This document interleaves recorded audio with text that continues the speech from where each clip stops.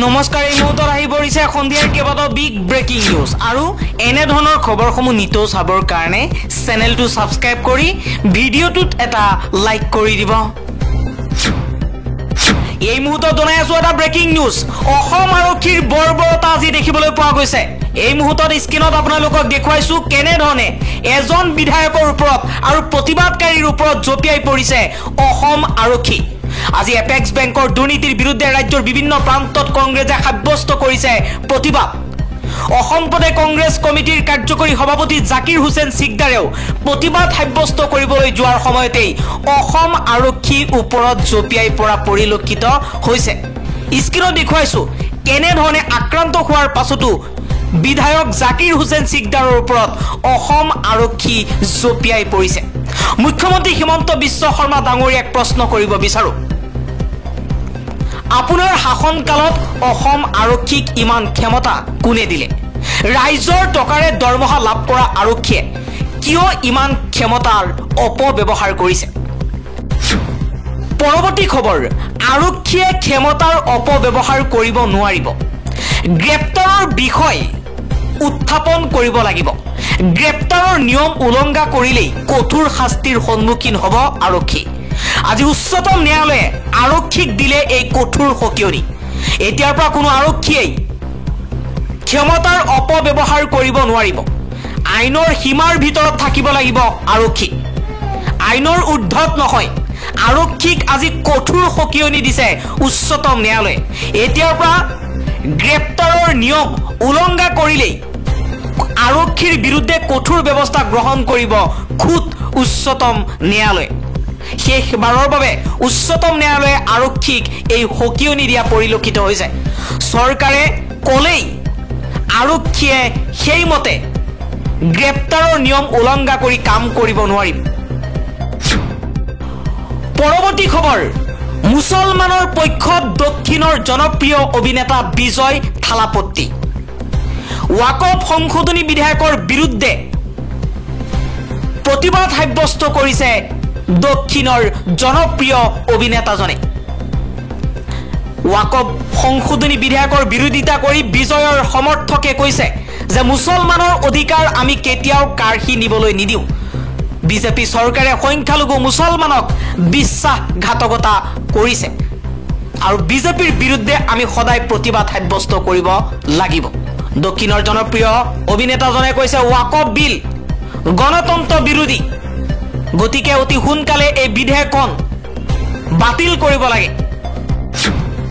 আন এটা খবৰ, ৱাকফ সংশোধনী বিধেয়কক লৈ সৰব হৈ পৰিছে আছাদুদ্দিন ওৱেইচি। ৱাকফ সংশোধনী বিধেয়ক মুছলমানৰ ওপৰত আক্ৰমণ। বিজেপিয়ে এই বিধেয়কৰ জৰিয়তে মিছা অপপ্ৰচাৰ চলাইছে। নীতিশ কুমাৰ, চন্দ্ৰবাবু নাইডু, চিৰাগ পাছোৱান, জয়ন্ত চৌধুৰী, মানজী আৰু কুমাৰ স্বামীক চতুৰতাৰে বলিদান দিছে নৰেন্দ্ৰ মোদী। গতিকে নীতিশ কুমাৰ, চন্দ্ৰবাবু নাইডু, চিৰাগ পাছোৱান, জয়ন্ত চৌধুৰীকে ধৰি সকলো নেতাকেই মুছলমানে বৰ্জন কৰিব বুলি মন্তব্য কৰিছে আছাদুদ্দিন ওৱেইচিয়ে। আন এটা খবৰ, চৰকাৰক সমালোচনা কৰিলেই এতিয়াৰ পৰা বহিষ্কাৰ হ'ব দেশৰ পৰা। নতুন অনুপ্ৰৱেশ আইনৰ অধিসূচনা জাৰি কৰিলে কেন্দ্ৰীয় চৰকাৰে। বাজেট অধিৱেশনৰ দ্বিতীয় পৰ্যায়ত দুয়োখন সদনতে গৃহীত বহু চৰ্চিত অনুপ্ৰৱেশ আৰু বিদেশী নাগৰিক বিধেয়ক ৰাষ্ট্ৰপতি দ্ৰৌপদী মুৰ্মুৰ স্বাক্ষৰ প্ৰদানৰ পিছত শনিবাৰে কেন্দ্ৰই যুগ যুগ ধৰি চলি অহা অনুপ্ৰৱেশ আইনখনৰ পৰিৱৰ্তন কাৰ্যকৰী কৰাৰ বাবে এক অধিসূচনা জাৰি কৰিছে। বিৰোধীয়ে সংশোধিত অনুপ্ৰৱেশ আৰু বিদেশী নাগৰিক আইনত অভিবাসনৰ নামত দমন আৰু চৰকাৰৰ সমালোচনা প্ৰতিহত কৰাৰ ব্যৱস্থা বুলি অভিযোগ উত্থাপন কৰিছে। ইফালে কেন্দ্ৰই অনুপ্ৰৱেশ নীতি সৰল কৰি তোলা, ৰাষ্ট্ৰীয় নিৰাপত্তা সুদৃঢ় কৰা আৰু অপৰাধীক শাস্তি প্ৰদানৰ লক্ষ্যৰে এই নতুন আইনখন অনা হৈছে বুলি দাবী কৰিছে। কংগ্ৰেছ, তৃণমূল আৰু ইণ্ডিয়া মিত্ৰজোঁটৰ অন্যান্য দলসমূহেও বিধেয়কখনে সংবিধানত সন্নিৱিষ্ট মৌলিক অধিকাৰ খৰ্ব কৰা বুলি অভিযোগ উত্থাপন কৰিছে। উল্লেখ্য যে এই নতুন আইন অনুসৰি যদি কোনো বিদেশী নাগৰিক বা অনুপ্ৰৱেশকাৰীয়ে ভাৰতীয় চৰকাৰক সমালোচনা কৰাৰ ইতিহাস আছে তেন্তে তেওঁৰ এই দেশত থকাৰ কোনো প্ৰয়োজন নাই, তেওঁক এই দেশৰ পৰা নিষিদ্ধ কৰা হ'ব। ইয়াৰ উপৰিও কিছুমান মানৱ অধিকাৰ সংগঠনে ৰোহিংগিয়া শৰণাৰ্থীক বিশেষভাৱে লক্ষ্য কৰি ল'ব বুলি আশংকা প্ৰকাশ কৰিছে। পৰৱৰ্তী খবৰ, শ্ৰীলংকাত ভাৰত বিৰোধী যিকোনো কাৰ্যকলাপৰ অনুমতি নিদিয়ে। শ্ৰীলংকাৰ ৰাষ্ট্ৰপতিয়ে এই প্ৰতিশ্ৰুতি দিছে। শ্ৰীলংকাত ভ্ৰমণ কৰিছে প্ৰধানমন্ত্ৰী নৰেন্দ্ৰ মোদী। শ্ৰীলংকাৰ ভূখণ্ডত ভাৰতৰ নিৰাপত্তা আৰু স্বাৰ্থৰ ক্ষতি কৰিব পৰা কোনো কাম নকৰোঁ বুলি শনিবাৰে ৰাষ্ট্ৰপতি অনুৰাগ কুমাৰ দিসোনায়ে প্ৰতিশ্ৰুতি প্ৰদান কৰিছে। বিগত সময়ত দ্বীপ ৰাষ্ট্ৰখনত চীনৰ কাৰ্যকলাপে ভাৰতৰ উদ্বেগ বৃদ্ধি কৰিছে। এফালে যিদৰে চীনৰ চোৰাংচোৱা জাহাজৰ গতিবিধি উলংঘাৰ জলসীমাত দেখা গৈছে, সেইদৰে কলম্বোৱে বেইজিঙৰ পৰা কোটি কোটি টকা ঋণ গ্ৰহণ কৰিছে। এনে পৰিস্থিতিত থাইলেণ্ডত অনুষ্ঠিত বিমষ্টেক সন্মিলনৰ পিছত মোদীৰ শ্ৰীলংকা ভ্ৰমণ বিশেষভাৱে গুৰুত্ব বহন কৰিছে। আন এটা খবৰ, ৱাকফ বিধেয়ক গৃহীত হোৱাৰ পাছত কেথলিক গীৰ্জাৰ ভূমিৰ ওপৰত চকু RSSৰ। শেহতীয়াকৈ 4 এপ্ৰিলত সংসদত ৱাকফ বিধেয়ক 2025 গৃহীত হোৱাৰ পাছত ৰাষ্ট্ৰীয় স্বয়ংসেৱক সংঘৰ মহলৰ ভিতৰত ভাৰতৰ কেথলিক গীৰ্জাৰ ভূমিৰ ওপৰত চকু দিয়া বুলি চৰ্চা চলিছে। RSSৰ সৈতে জড়িত আলোচনী অৰ্গেনাইজাৰে প্ৰকাশ কৰা ভাৰতত কাৰ বেছি মাটি আছে। কেথলিক চাৰ্চ বনাম ৱাকফ বোৰ্ডৰ বিতৰ্ক শীৰ্ষক এটা প্ৰবন্ধত কোৱা হৈছে যে কেথলিক গীৰ্জাৰ প্ৰায় 7 কোটি হেক্টৰ মাটি আছে, যাৰ ফলত ইয়াক দেশৰ সৰ্ববৃহৎ বেচৰকাৰী মাটিৰ মালিক হিচাপে স্থান দিয়া হৈছে। ৱাকফৰ সম্পত্তি পৰিচালনাৰ ক্ষেত্ৰত স্বচ্ছতা বৃদ্ধি কৰাৰ লক্ষ্যৰে আৰু অমুছলমান প্ৰতিনিধিত্বৰ দৰে বিধান অন্তৰ্ভুক্ত কৰা ৱাকফ বিধেয়কখনৰ অনুমোদনৰ পাছত এই কথা প্ৰকাশ পাইছে, যাৰ ফলত ধৰ্মীয় ভূমিৰ অধিকাৰক সম্ভাৱ্য লক্ষ্য কৰি লোৱাৰ ওপৰত বিতৰ্কৰ সৃষ্টি হৈছিল। গাজাত ইজৰাইলৰ আক্ৰমণত প্ৰতিদিনে 100 জনতকৈও অধিক শিশুৰ মৃত্যু হৈ আছে। চিন্তিত হৈ পৰিছে ৰাষ্ট্ৰসংঘ।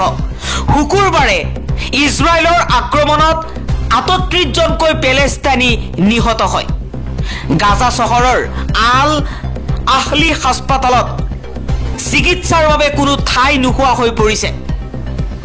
UNRWAৰ মুৰব্বীয়ে কৈছে যে 18 মাৰ্চত ইজৰাইলে যুদ্ধবিৰতি ভংগ কৰাৰ পিছত গাজাত প্ৰতিদিনে কমেও 100 জনতকৈও অধিক পেলেষ্টাইনী শিশু নিহত হৈ আছে। ইজৰাইলে আমেৰিকাৰ পৰা ৰকেটসমূহ সংগ্ৰহ কৰি এইদৰে গাজাৰ ওপৰত নিক্ষেপ কৰিছে। মই এই মুহূৰ্তত আপোনালোকক স্ক্ৰীনত দেখুৱাইছো, এই দৃশ্যটো আপোনালোকে প্ৰত্যক্ষ কৰক। বোমা বিস্ফোৰণৰ পাছতেই জীৱ-জন্তুৰ দৰে মানুহক হত্যা কৰা আৰম্ভ কৰিছে ইজৰাইলে। ইজৰাইলে আমেৰিকাৰ ৰকেটসমূহ ব্যৱহাৰ কৰিছে আৰু এইদৰে বোমাৰ লগত উৰি আছে মানুহ। গাজাত এই দৃশ্য এতিয়া ভাইৰেল হৈ পৰিছে। গাজাত এক ভয়ংকৰ দৃশ্য কেমেৰাত বন্দী হৈছে। বোমা বিস্ফোৰণৰ ফলতেই বিস্ফোৰিত হৈ বহু মানুহ ওপৰলৈ উঠি গৈছে। কেমেৰাত বন্দী হৈছে এই দৃশ্য, আপোনালোকক দেখুৱাইছো। এইদৰে মানুহক গাজাত পশু পক্ষীৰ দৰে হত্যা কৰি আছে। মানুহৰ জীৱনৰ নিৰাপত্তা নোহোৱা হৈ পৰিছে গাজাত। প্ৰতিদিনে ইজৰাইলৰ আক্ৰমণত শ শ লোকৰ মৃত্যু হৈছে গাজাত।